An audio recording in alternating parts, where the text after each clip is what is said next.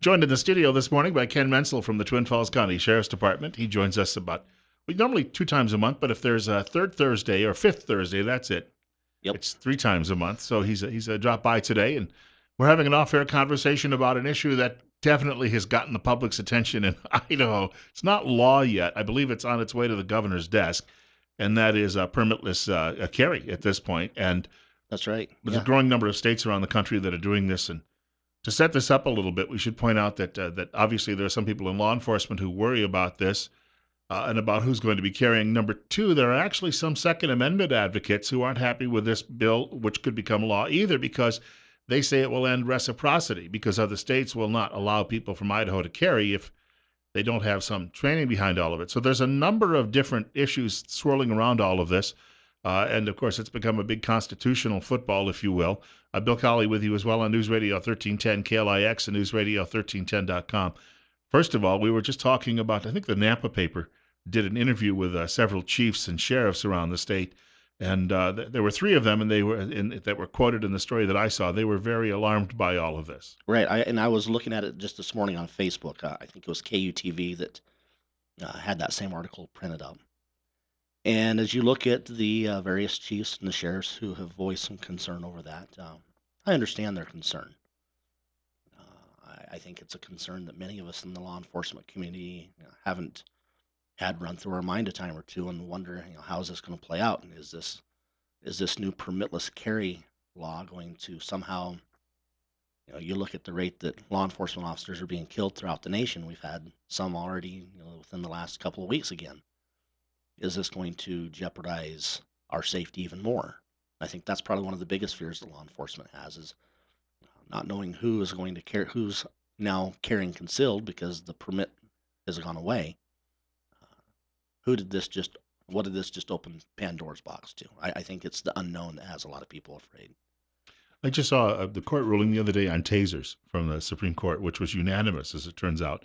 And the lower court in Massachusetts had said something about, well, the Second Amendment's about muskets. Well, no, it just says bear arms. It doesn't say bear muskets. That's right. So the court said, that people can legally own tasers for their own self-defense. But that's a separate issue. But we get back to that. There's that strict interpretation of that Second Amendment, and the people behind this bill, even though we may lose reciprocity, their argument is it doesn't say anything about training or any other restrictions. It just simply, it's there. You got to look at the text and all of that. And I know from the law enforcement perspective, that creates somewhat of a, what do they call that? You're caught between a rock and a hard place. Right. And I don't know how this new law, if it passed by an overwhelming majority in both the House and the Senate, and now from what I read on KUTV this morning was that it has yet to hit the governor's desk. Um, but that's where it's at, is waiting for his final stamp of approval. Um, does that mean that the sheriff's offices throughout Idaho are still going to issue concealed weapons permits? Um, I think that if that's the case and those enhanced concealed weapons permits are still issued, that deals with that reciprocity issue that you were talking about, Sure. where you still get your concealed weapons permit, the enhanced one with the training, and you'll still be able to travel to different states and be able to carry concealed. Um, Without that enhanced concealed weapons permit, if you're going to carry permitless, if that bill passes and it goes into effect this July, if the governor signs that, you're limited to only Idaho. Of course, now this is really just clearing up one aspect of this. We're talking cities, because in most of the rural areas, we've already got this in place. That's correct. You can carry concealed in outside of a city limit.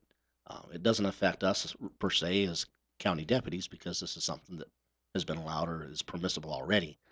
What this bill changes is the allowability to carry concealed within a municipality. There still are certain rules and regulations with regard to that. Of course, you still can't carry on a federal building um, premises concealed, and you'd be well advised to research your laws if you're going to start carrying concealed without that permit, if that law is passed, of where you can and can't carry. You certainly wouldn't want to get jammed up by thinking that this law now is all inclusive and you can carry concealed wherever you want. That's not the case. Most people, I think, we'll get to some phone calls if you can stick around through the next segment, but most people who I think they all understand training is good, whether it's required or not, Right. when it comes to firearms. And I'm trying to line up a guest in the next couple of weeks who writes about these issues. And his concern is you'll have people out there who simply they'll just arm themselves, but without any training, they may hurt themselves more than they'll hurt anyone else. Well, we've seen that in Idaho already, where there was a professor on a campus here It was in Idaho. Pocatello, It wasn't it? was, Yeah. yeah. I didn't want to mention the name, but you did. But yeah, there was an accidental discharge, and I believe it was in a classroom. And those are the type of events that you just don't want to happen, especially when you have students in a classroom. And can you imagine if that bullet would have struck somebody? You open up a whole new level of maybe we need to look at this closer. See, and I think that if you have a well trained professor, he could stop an active shooter on campus. But if you have a Absolutely, professor who doesn't have that, becomes a part of the problem. we've got more with Ken Menzel coming up. We'll take your telephone calls too in just a few minutes. It's 8:30. Bill Colley with you as well on Top Story on News Radio 1310 KLIX and newsradio1310.com. It's 44. Ken Menzel is joining us in studio. He's with the Twin Falls County Sheriff's Department. Spends some time with us periodically on Thursday mornings, and today we're talking about. And again, this is going to the governor's desk. We do not yet know if Governor Otter is going to sign it. I'll add this: you've got Michael Bloomberg's group, I think, that is actually they're running commercials here on the radio about this, saying he shouldn't sign it. They're apparently not aware that Governor Otter isn't running for re-election and doesn't have to Right. worry about any fallout or reaction from that. And I think the man enjoys occasionally target shooting himself Oh, absolutely. out there on the ranch. That's a handy thing to have because sometimes you actually have to take out a coyote or Hmm. something else that comes along. But we want to point out you're listening to News Radio 1310 KLIX and newsradio1310.com. Top Story with Bill Colley. And if you have a question or comment for Ken from the Sheriff's Department about this law and what it's going to mean if the governor does sign it, you can give us a shout at 736-0300. That's 736-0300 because it is going to impact a great many people in the state of Idaho. And as we talked about, you may not be able to carry outside the state unless, of course, you go through, as you say, you could still do certification classes for people. Yes. And that will allow them, if they want to go to Montana, Hmm. they could still do that, and they don't have to worry about somebody pulling them over into Montana and getting arrested because they don't have that training. Yep. Just check your laws to the states that you're going to be passing through if you're going to carry concealed, and know what arrangements they have with Idaho with regards to your concealed carry. Um, another idea that as we were just sitting here talking about, the numerous states that are already moving towards this permitless carry as well. I don't know what their laws will be if they recognize that individuals from other states who have that permitless carry law on the books, if they'll be allowed to carry there without having a concealed weapons permit. Those are all definite things to look at as we move forward. Now, you were telling me during the break, a lot of people will be asking the sheriff about this question because he's getting a lot of questions this spring anyway, That's right. for obvious reasons. He was on the air the other day talking about that, but a lot of people are asking what his position is. His position, from what you were telling me, is fairly straightforward. It's very straightforward. He is very pro Second Amendment. He's not about doing anything that would remove our rights as citizens to bear arms. Um, Want to he's point made that absolutely clear. Want to point out too again our telephone number 736-0300. I believe we have a caller here. If not, we'll get to line 2 in just a moment. You're on the air. Hey, Bill. Thanks for taking my call. Sure. Got a question for Ken there. Hey, Ken. We're hunters, and we're kind of wondering what is the etiquette with your firearm in your vehicle when you're going to and from your hunting spot. I know it's not supposed to be loaded. Can you have the magazine loaded and out of the firearm? And does it have to be on display if you don't have a carry permit? There's a lot of individuals who just throw the firearm behind their seat of their pickup or underneath the seat or whatnot. None of us have a problem with that. Um, Common sense would dictate that you don't have one in the chamber, I think, just to avoid shooting yourself in the foot or having an accidental discharge within your vehicle. As far as not having one in the chamber, but having ammunition in the magazine, I don't think that it's a problem. I'm not well versed enough to be able to tell you if a fishing game stopped you, what the result would be. But if you're up in South Hills and you've got a firearm with ammunition in it, we recognize that you're out there hunting. I'm fairly confident in saying that that's not going to be an issue for you. Okay, Ken.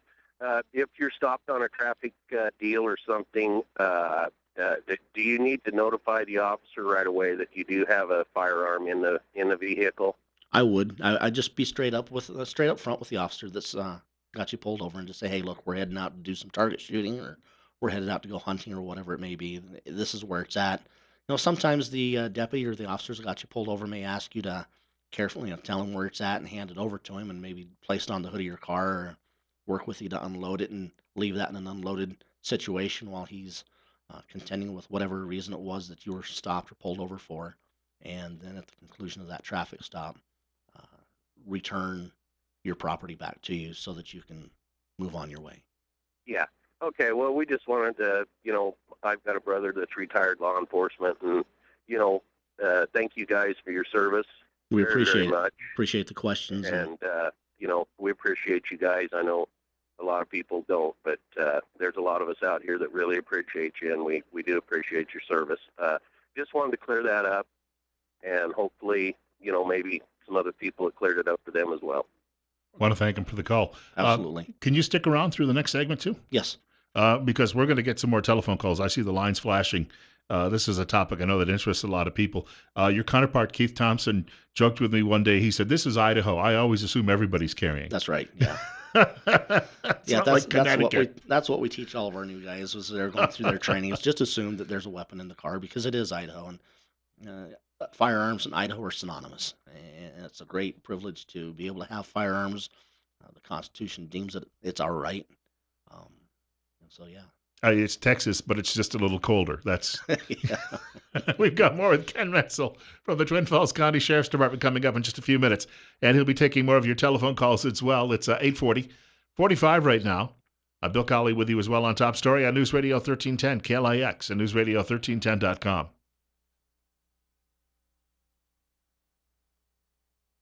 Joining me in studio, Ken Menzel from the Twin Falls County Sheriff's Department, and he's taking some questions this morning about the new permitless carry bill, which is not law, but it could be if the governor signs it sometime shortly. We don't have any indication yet, I believe, that he's actually taken any action on it. It's 8:44, it's 45.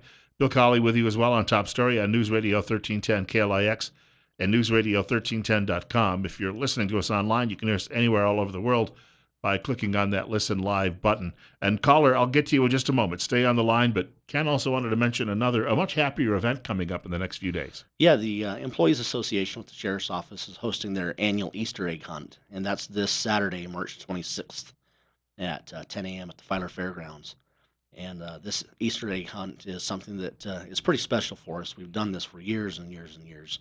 It's specifically for families with special needs children, and it brings a smile to our faces and really warms our hearts to see these youngsters come out and hunt for these Easter eggs that the employees lay out. And we've received gracious donations from several members of our community and donations from the employees themselves who've gone out and made it a special point to purchase Easter egg baskets from our local retailers. And when these kids are done hunting the Easter eggs, they all leave with a basket to boot. So anybody with families with special needs children, Saturday at 10 a.m. at the fairgrounds for an Easter egg hunt. It's a great experience. Sounds like fun.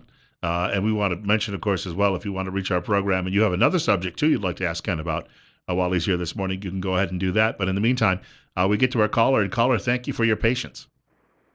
Well, thank you for taking my call. Hi, gentlemen. Listen, and you've probably addressed this before, but can you please tell me, from a legal standpoint and from your perspective, can you explain to me what happened down there in Burns? And I'm sorry if you've already talked about this, but I, for the life of me, I can't understand why that rancher was killed down there. And I'll take the call off the line. I'll hang up now. Thank you. Of course, I don't know that you have a lot of knowledge about that as well. I mean, you weren't there, but... Right. And I don't have a lot of knowledge of that other than everybody else who sees it on the news and listens to different radio broadcasts regarding the situation. It's unfortunate that it happened. There's still investigations going on with regards to the FBI's involvement with that and state police's involvement with that and the sheriff's office involvement with that. It's unfortunate that it turned out the way it did, and God forbid, I hope that nothing like that ever happens here. As I mentioned earlier, as we were talking about the permitless carry, we do have a sheriff that supports our right to bear arms, not just his right to bear arms, but all of our right to bear arms. It's not a privilege. The Constitution spells it out as a right. Again, what happened to Mal here, just it was an unfortunate set of circumstances that could have been avoided, perhaps. Officials here in our county didn't have to make that decision. And and of course, I'll add just quickly my own 2 cents, and these are not Ken's 2 cents, but I think the big sticking point for a lot of people right now is the fact that perhaps some of the federal people may not have been clear about their involvement until several weeks after the fact, which Right. whether or not they were right, it's going to create that suspicion. So that's the point is in the beginning of something like that, you have to be upfront, and that in itself created some, I guess, what you'd call suspicions, and we may have to wait a long time before we have answers. Telephone caller joining us. It's now 8:47, coming up on 8:48, 45. Ken Menzel from the Twin Falls County Sheriff's Department is in studio with us, and we're having a discussion this morning about permitless carry, which could become the law in Idaho very shortly. And you're up next. You're on the air. All right, we'll try line 2. You're on the air. Go ahead.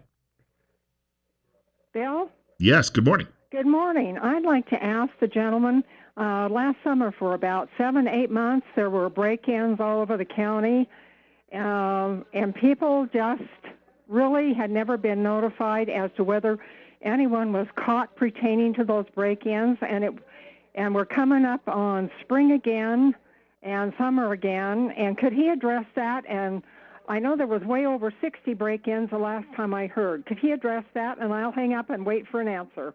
Absolutely. Um, we see people in a revolving door that come in and out of our facility at the jail. Um, some of the individuals we hope we've been able to catch. We've seen that number decline significantly from what it was last summer. I don't know if we've per se caught the individual or individuals directly responsible with a lot of these. I think that we had more than one individual that was um, doing these break-ins. Um, we still handle. That's probably one of our most consistent calls, though, were burglaries and delayed burglaries.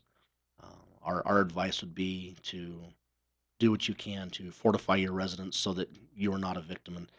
And there's a program that I'm actually getting ready to travel out of state for some training called SEPTED, which is crime prevention through environmental design. And this program will teach us and make us experts in bringing back to our community what it takes to have a SEPTED proof house. Um, and you can push that over into your business, fortifying your doors, your locks, getting the right kind of door and locks, the door frame around the door so that your door becomes essentially kick proof. These guys are looking to just get in and out just as quick as they can, minutes, grabbing just what they can see in one arm load and out the door, hoping that their haul that they've taken from your home will be worth something. But the fear of getting caught overrides the desire to stay and look around and take everything that they can possibly take from a residence. 10 minutes now away from 9 o'clock. Ken Menzel is joining us from the Twin Falls County Sheriff's Department. And if you have a comment or question for him, and of course, talking about a number of topics, but the main one being permitless carry, which may be the law very shortly in Idaho, 736-0300. That's 736-0300. One of the things we should point out about the burglaries, it's a big county and a lot of spread out and isolated homes. Because people often prefer that. I think I'd be one of them if I really could do that. Right. And at some point I may. But if we could sit here and say, all right, can't have a cop on every corner or a deputy on every corner. You could, but if we wanted to do that, we'd be paying a lot more in taxes. So people have to make some choices here about what they want when it comes to this, and sometimes that prevention on their own is the key. Many times we have 3 deputies to cover the entire county, from the Buell Castleford area bordering Owyhee County and Gooding County to the Murtaugh area bordering Cassia County and Jerome County. That's a lot of coverage. With 3 guys, if our call load dictates that people are calling in, between crashes and burglaries and things of that nature, it's a long day for our guys to try and get everything covered. Fortunately, 3 deputies isn't usually the norm. We have 4 or 5 on at a time. if we're lucky and people aren't taking vacation or away on training, as is often the case. But we can sometimes be stretched pretty thin. Um, so yeah, your point is a valid one that we do our very best to cover what we can and do so as quickly as we can. We have another caller with us. You're on the air on News Radio 1310, KLIX, and newsradio1310.com. Hey, good morning, guys. Good morning. Listen, I'm sorry, I just turned the radio on just a little bit ago, and I'm sure you covered this, but I have a couple questions. The first one, President Bush had signed a bill into law, H.R. 214, where law enforcement officers could carry concealed. But the question that I have is this new bill, it's not in effect, am I correct? That's correct. And what's the status on it right now? So it's passed the House and the Senate with an overwhelming majority, and it's waiting for Governor Otter to sign. And Okay. the last that we've viewed on the news out of Boise is that it hasn't hit his desk yet, but it's anticipated that we'll be there shortly. Okay. Now, the other question I have, I'm retired 39 years, but we as law enforcement officers to carry concealed, retired law enforcement officers, have to renew once a year. That's correct. But the civilians only have to renew every 5 years. Will that ever change? I mean, don't you think it's kind of backwards? Well, with the new permitless carry, there won't be the need to have a concealed weapons permit anymore, from what I understand. It would just become incumbent upon you to make sure that you maintain the training that you feel comfortable with, relying on those 39 years of service, and we'll see what happens. I think there's a lot of unanswered questions for a lot of us as to how this is going to go forward and the impact it will have on both our civilian, our current law enforcement, and our retired law enforcement. Well, I tell you, when I go qualify, I make sure I carry my 38 pencil with me. So, all right. Well, hey, thank you very much. I appreciate your time. Thanks, Bill. Thank you. We appreciate Thank your you. service. Yeah, 39 years. That's a lot of time in law enforcement. That's a lot of, It is. and when you consider that not everyone wants to go peacefully, you probably come out of that with a few bruises and scrapes. That's right. I'm not even to half of those 39 years. But we have another caller with us. You're up next. You're on the air. Hello, I'm a concealed carry holder myself. I have a comment. Yes. I've taken training from LMS Defense and from a guy down in Vegas area. And I really think the legal aspect of that training more so than the shooting aspect is extremely important. You hear stories about how much trouble people got in when they used the weapon in self-defense. It really drives home the point that, boy, oh boy, you better be darn careful, and you better not pull it out unless you really need to. And I think that's the only thing I want to see people get before they carry is they really should hear those stories. And it's an hour lecture, but I'd like to see that somehow required. And I can't disagree with you. I understand where you're coming from. In fact, off air, Bill and I were discussing an incident where an individual wasn't afraid to show everybody that he was carrying a concealed weapon on his person, and was more than willing to unconceal that weapon and show it off. And I just don't think that makes good sense. Why are you may as well just open carry at that point if you're not afraid to show people that you're actually carrying. Yeah, you're the first guy to get shot if you're open carrying. That's right. And the individuals that you talk about where you received your training from, I have nothing but good things to say about LMS. I don't know about the individual from Las Vegas, but the training is just paramount. Knowing, are you prepared to use that weapon? Are you prepared to pull it from its location of concealment and actually point that at somebody and take somebody's life, or do enough damage to stop the immediate threat of what's going on? And sometimes I think that people strap a weapon on, not thinking about the whole picture, and not knowing whether or not they have that within themselves to actually do.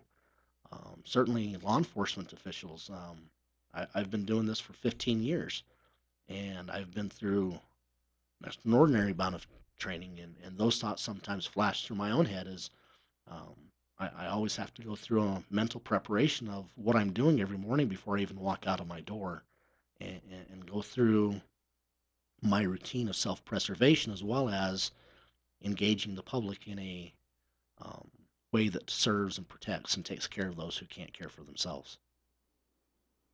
Well, thank you. I believe it's a very serious matter, I agree with and you. I like to get the government out of the way in a lot of situations. Also, I understand the sentiment, but I just think people need to think awfully hard about it before they start carrying. It Thank you would, very much. you bet. It would just a final comment on that is it would be, you know, should somebody pull a weapon and then down the road realize, man, what was I thinking, and get themselves in a sticky situation.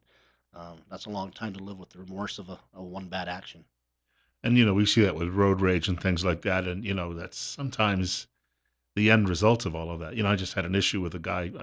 He thought he was going to take my parking space the other day at Walmart, and Hmm. I'd been sitting there waiting for it for a while, and then he kind of looked at me and luckily decided to go the other way. I thought Right. I thought we were going to have some trouble there for a few minutes. And I what my secret was, I got out and I just walked to the store without even looking at him. Right. That's how you break that down. You avoided the brouhaha at the OK Corral, right? Yes. I just don't need it. Radio announcer gets into fight. Right. I hear you. Ken Menzel, will see you again. Soon. Second week of April. Yeah. Yeah, which is not too far away. So that's Yep. coming up in just a couple of weeks. It's 8:58. We've got one more hour of Top Story left. You're listening to Bill Colley, too, as well, on News Radio 1310 KLIX and newsradio1310.com.